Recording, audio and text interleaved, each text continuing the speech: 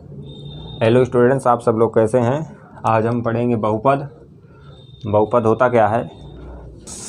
इसमें क्या होगा, जो पी एक्स है वो क्या है a0 plus a1x plus a2x square plus dot dot a1 an x की पावर n।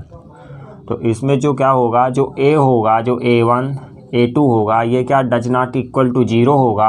और जो a1 a2 a3 है, जो a0 a1 a2 है, जो जिसमें x लगा हुआ है, ये क्या 0 नहीं होने चाहिए। यदि ये 0 हो जाएंगे तो फिर वो पॉलिनोमियल्स नहीं होगा, यानी वो फिर बहुपद नहीं होगा। बहुपद में क्या वास्तविक संख्याएं होनी चाहिए, परिमेय संख्याएं होनी चाहिए। और जो इसमें क्या है an है, यानी n है, जो an में n लगा है और ऊपर xn में n लगा है, ये क्या होनी चाहिए, ये ऋणात्मक है। क्या है, ऋणात्मक पूर्णांक है। तो n भी समझ में आ गया, a1 a2 समझ में आ गया। तो आइए इसके एग्जाम्पल से देखते हैं कि जैसे कि एग्जाम्पल है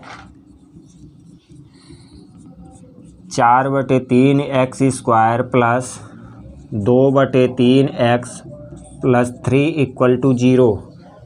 ये जो एग्जाम्पल लिया हुआ है, ये एग्जाम्पल क्या होगा, ये एग्जाम्पल परिमेय है कि वास्तविक संख्याएं हैं। क्या है, ये एक परिमेय है। परिमेय को हम क्या लिखते हैं, परिमेय हमेशा क्या होता है, P/Q के रूप में होता है। किस रूप में होता है, P/Q के रूप में हमेशा होता है। जो यानी परिमेय लिखी जाएंगी वो क्या होगी। तो ये क्या है, ये परिमेय संख्या यानी परिमेय बहुपद है। क्या है, परिमेय। अब इसी में दूसरा एग्जाम्पल्स है, यदि 3x³ plus √3x square plus √3 या √2x प्लस 1 इक्वल टू 0। ये क्या है, ये रियल्स नंबर है। ये क्या है, ये रियल्स नंबर है। इनमें देखिए ना तो इस परिमेय संख्याएं नहीं लगी हुई हैं। रियल्स नंबर में यानी रूट भी रियल्स में आता है। रियल्स में क्या आता है, रूट्स भी रियल में आता है। तो इसलिए ये क्या हैं, ये वास्तविक संख्याएं हैं, यानी वास्तविक बहुपद है। क्या है, वास्तविक बहुपद है। और ये क्या है, परिमेय बहुपद है। यदि हम क्या है, यदि हम मान लो 2y square plus y plus 1 equal to 0 लिख दें, तो ये क्या है, y के पद में है या x के, ये क्या हो जाएगा, y के पदों में बहुपद है। किसमें है, y के पदों में बहुपद है। बहुपद की परिभाषा क्या होती है, जो a0 प्लस a1x और क्या a2x square dot an x की पावर n के रूप में लिखा होता है, उसे क्या कहते हैं, बहुपद कहते हैं। बहुपद में a1 a2 जो 0 नहीं होना चाहिए और an ऋणात्मक पूर्णांक है। a1 a2 जो होता है वो हमेशा वास्तविक संख्याएं होती हैं। उसमें क्या हमेशा वो वास्तविक संख्याएं ही रहेंगी। जैसे कि अब इसमें देखिए रियल्स नंबर होंगे, इसमें या तो परिमेय के रूप में या तो वास्तविक संख्याएं के रूप में इसको लिख सकते हैं। का मानक रूप, मानक रूप को कैसे लिखते हैं, मानक रूप में लिखने के लिए क्या होता है, बहुपद जो x के घात यानी घातों को चरों में, इसमें क्या लिखेंगे, या तो अवरोही क्रम में हो, क्या हो, जो x चर होते हैं वो क्या हो, या तो अवरोही क्रम में या तो आरोही क्रम में। दो क्रम में ही लिखा रहना चाहिए, तब ये क्या कहलाता है, ये बहुपद का मानक कहलाता है। बहुपद का मानक होने के लिए क्या होना चाहिए, या तो अवरोही क्रम या तो आरोही क्रम में लिखा होना चाहिए। जैसे कि अब इसे लिख देंगे 4x³ plus 3x square plus 8x plus 1। ये क्या है, बढ़ते से घटते क्रम में लिखा हुआ है। क्या लिखा हुआ है, बढ़ते से घटते क्रम में लिखा हुआ है, तो ये तो आरोही क्रम में हुआ। यदि मान लो इसी को उल्टा करके लिख दें, क्या लिख दें, 1 plus 8x plus 3x square plus 4x³, ये क्या है, ये आरोही क्रम में बहुपद है। इसी को क्या कहते हैं, बहुपद का मानक रूप कहते हैं। बहुपद का मानक रूप क्या होता है, जो x के चरों में आरोही या तो अवरोही क्रम में, किसमें, दो में ही, या तो आरोही या तो अवरोही क्रम में लिखा रहे, उसे क्या कहते हैं, बहुपद का मानक रूप कहते हैं। तो आइए अब इसके बाद हम देखते हैं बहुपद का शून्यांक। ऐसा बहुपद जिसके गुणांक यानी गुणांक क्या हों, शून्य हों। ऐसा बहुपद क्या, ऐसा बहुपद जिसके गुणांक क्या हूँ, शून्य हूँ, उसे क्या कहते हैं, उसे शून्य बहुपद कहते हैं। यानी इसका क्या होना चाहिए, जैसे हम लिख दे 0x² प्लस 0, ये क्या होगा इक्वल टू 0, 0x, ये क्या है, ये शून्यक यानी शून्य बहुपद है। इसमें क्या है, जो इसके ये लगे हुए हैं अचर पद, ये क्या होंगे, ये 0 होने चाहिए। उसके जो गुणांक होंगे, गुणांक क्या होने चाहिए, 0 होने चाहिए। लीनियर पॉलिनोमियल्स क्या होता है, रैखिक बहुपद क्या होता है, रैखिक बहुपद में यानी x की घात क्या होनी चाहिए, 1 होनी चाहिए।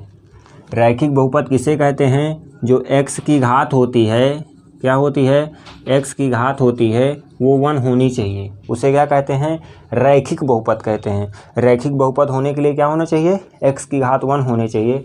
जैसे कि एग्जाम्पल देखते हैं, एग्जाम्पल होगा 3x + 4, इसमें x की घात क्या है, x की घात 0 है, 1 है, क्या है, x की घात 1 है, तो इसे ये क्या हो जाएगा, ये रैखिक बहुपद हो जाएगा। मान लीजिए 2x + 3, इसमें भी x की घात कितनी है, x की घात 1 है, ये क्या हो जाएगा, ये रैखिक बहुपद होगा। रैखिक बहुपद होगा कब नहीं, रैखिक बहुपद होने के लिए हम क्या इसे रैखिक बहुपद बोल सकते हैं, ये रैखिक बहुपद नहीं होगा, क्योंकि जब ये यानी इसे ऊपर करेंगे तो ये क्या घात के रूप में तो थोड़ा बहुत जाएगा ही ना। जब x को ऊपर करेंगे, इसको ऐसे लिखेंगे x + 2 (-1), ये होता है, तो इसको हम नहीं, यानी जो अपान में लिखा होता है, जो भिन्न रूप में होता है, वो क्या होता है, यानी उसमें पावर चाहे जितनी न लगी हो, इसमें है तो 1, ये नीचे लिखा हुआ कि है 1, लेकिन अपान में लगा हुआ है, तो ये रैखिक बहुपद नहीं है। ये द्विपद बहुपद क्या होता है, जिसकी क्या हो, 2 घात के बहुपद को क्या 2 घात के रूप में जो लिखा हो, क्या 2 घात के रूप में जो लिखा होता है, लिखा हो, उसे क्या कहते हैं, उसे द्विपद बहुपद कहते हैं। क्या कहते हैं, द्विपद बहुपद कहते हैं। एग्जाम्पल है जिसकी x की पावर मान लो x² + x + 1 है, ये क्या है, इसमें x की पावर कितनी है, 2 लिखा हुआ है, तो जब 2 लिखा हुआ है तब ये द्विपद बहुपद हुआ ना। मान लो क्या 3x² + 2x + 1 = 0, इसमें भी 2 की घात ही है ना, जब 2 की घात ही है तो ये क्या हो जाएगा, द्विपद बहुपद हो जाएगा। और फिर त्रिपद बहुपद क्या होता है, त्रिपद बहुपद में क्या होता है, त्रिपद में यानी 3 की घात होनी चाहिए, क्या होनी चाहिए, 3 की घात, 3 की घात हो। अब यानी कि x की पावर कितनी होनी चाहिए, x की पावर 3 होनी चाहिए, x की पावर कितनी होनी चाहिए, 3 होनी चाहिए। एग्जाम्पल के तौर पे है x³ + x² + x + 2 = 0, ऐसे लिख सकते हैं कि नहीं लिख सकते हैं। मान लो x³ + 2x² + 3x + 5, ये भी क्या है, ये त्रिघात बहुपद है, क्योंकि इसमें 3 का क्या है, 3 का घात है, x की पावर में कितने हैं, 3 की पावर से, उसे क्या कहते हैं, त्रिपद बहुपद कहते हैं। ज्यामितीय बहुपद क्या होता है, इसमें क्लास 10th में भर के क्वेश्चन दिया हुआ है NCERT के बुक में। इसमें कहता है कि ग्राफ ये निकालिए, ग्राफ ये बनाइए, इसके शून्यक बताइए, इसका क्या शून्यक होगा वो चित्र में दे देगा। जैसे क्या है, ये पैराबोला दे दिया, क्या दे दिया, ये पैराबोला दे दिया, ऐसे दे दिया, ये दे दिया, ऐसे दे दिया, यानी कि ऐसे लाइन दे दिया, तो ये क्या है, ये जो 0 है, ये 0। तो इसमें ज्यामितीय अर्थ में देखेंगे कि x को कितनी बार लाइन काट रहा है, इसमें हमें क्या देखना है, x को ये कितनी बार काट रहा है। तो यानी x को देखने के लिए जब यानी कितनी बार 2 जगह काट रहा है, एक बार यहाँ पर काट रहा है और एक बार यहाँ पे काट रहा है, तो इसके शून्यक निकालेंगे तो इसके क्या हो जाएंगे, 2 शून्यक होंगे, क्या होंगे, इसके 2 शून्यक होंगे। ये x को कितनी जगह काट रहा है, ये एक ही जगह काट रहा है, क्या काट रहा है, एक ही जगह काट रहा है, तो इसके शून्यक क्या होंगे, 1 शून्यक होंगे। अब ये यहाँ 0 बस में काट रहा है, क्या ये 0 में काट रहा है, तो इसके 1 शून्यक होंगे क्योंकि टच कर रहा है। और मान लो ये ग्राफ है और इसको हमने ऐसे कर दिया, ऐसे ग्राफ बना दिया, क्या ये x में कटेगा, x की लाइन को कभी काट रहा है, ना तो माइनस में काट रहा है ना तो प्लस में काट रहा, तो इसलिए इसका शून्यक नहीं होगा। शून्यक होने के लिए हमें क्या करना पड़ेगा, शून्यक तभी आएगा, यानी शून्यक उतने होंगे जो x को जितनी बार काटेगा ज्यामितीय अर्थ में, वही क्या होते हैं, वही शून्यक होते हैं, उसके शून्यक निकालते हैं, यही इसका ज्यामितीय अर्थ होता है। अब इसको निकालने का एक प्रोसेस होता है कि हम y बराबर 3x + 4 ले लें। क्या ले लें, 3x 4 ले लें। तो यदि हम x का मान क्या निकाल लें, 3x + 4, यदि x का मान हम 0 रख रहे हैं, क्या कर रहे हैं, यदि हम x का मान 0 रख रहे हैं तो क्या हो जाएगा, 4 होगा, और x का मान यदि -3 ले रहे हैं तो क्या आ जाएगा, 0 आ रहा है।